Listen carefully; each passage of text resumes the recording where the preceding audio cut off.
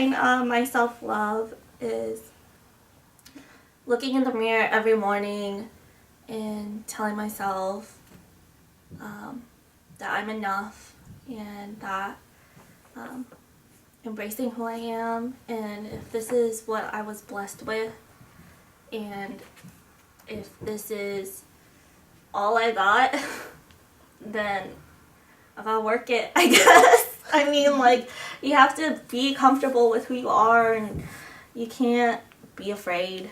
So I think self-love is kind of recognizing your flaws and, you know, your strengths, and using them to your best, like, capability, and doing what you love to do.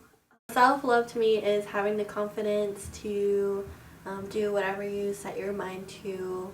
For example, like, for me, when I was a kid, like, I was really shy, and I didn't really talk a lot. Like, I'm still really quiet. Like, my voice is just, I have to really try to project, but as I've grown older, like, I've gotten the confidence to just, like, if there's something that I have to say, I'll say it. How you love yourself is how you teach other people to love you. So if you don't take care of yourself or love yourself in every single way, then you're showing other people that it's okay for them not to love you as well. When I ran the Nike Women's Half Marathon, it was a tough time in my life where I felt so lost. This was me back then, where I was just so, like, in my little shell, like, so uncomfortable, and getting there and seeing so many girls and women and even men too just being in the same place at the same time and for the same reason was so uplifting, because it was just like so much positive energy. Through each mile I told myself, like, this is all you and you gotta do it. Like, no one's gonna hold your hand, no one's gonna be beside you, you know, talking in your ear, cheering you on. You have to do it yourself. And, like, I remembered, like, running, and I was just thinking about, well, I've been through tougher shit than this, so I could do this. I could do it. Like, across that finish line, I was like, that was enough. Like, I did what I had to do. It was more than enough, and I did it in a certain time where I was just happy with myself. And then after that, it was kind of up from there. And it was, I don't know, it's this journey where it's just like, okay, I love myself, but what am I going to do to keep loving myself? Like, I finally was in that space where I was just like, I'm happy with who I am, and I know what I'm capable of doing, and I could set out to do whatever I want to do.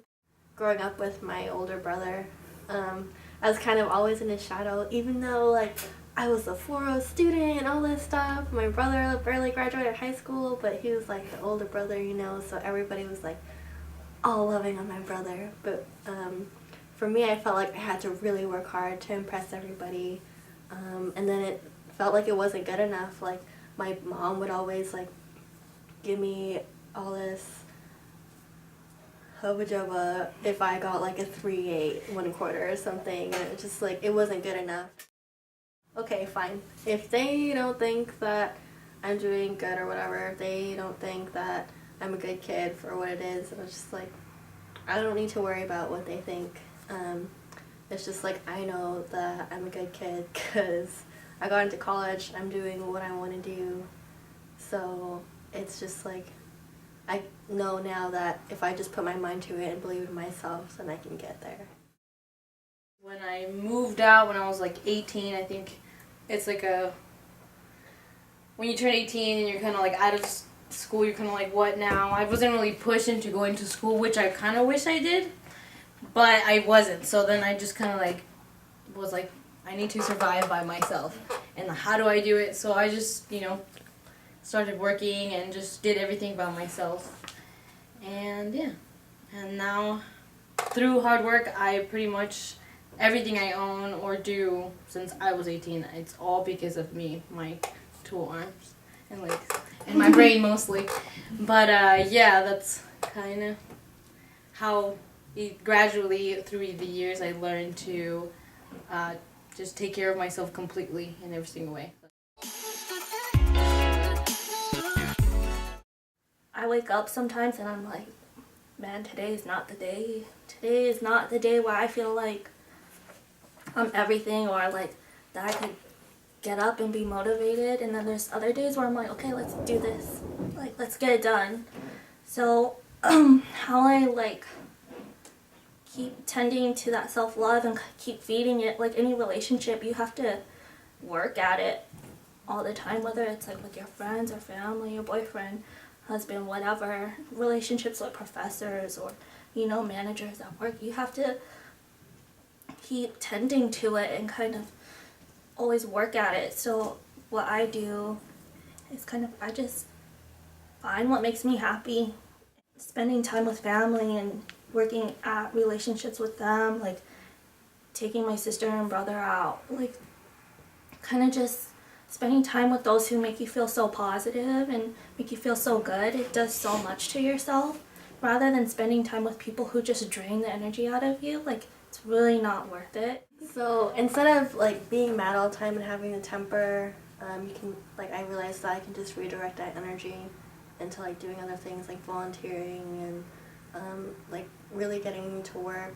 That's another thing. Like, it was really hard for me to be home all the time just because it was like so negative, and I just felt like in that environment I was never going to be good enough. So I just went out and I was working as early as I could, and I was volunteering just so I wouldn't be home anymore. And I think like it kind of, like, you shouldn't tell people that you should really get involved with your work, because you know you don't want people to be workaholics, but it really helps when you have a really good support system, like at work or at your volunteering, and people are telling you like, oh, you're doing a good job and stuff. And so it's like really good to hear from other people, and then you start to believe in it yourself.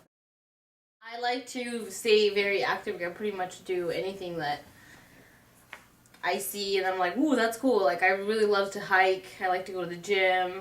I like to lift.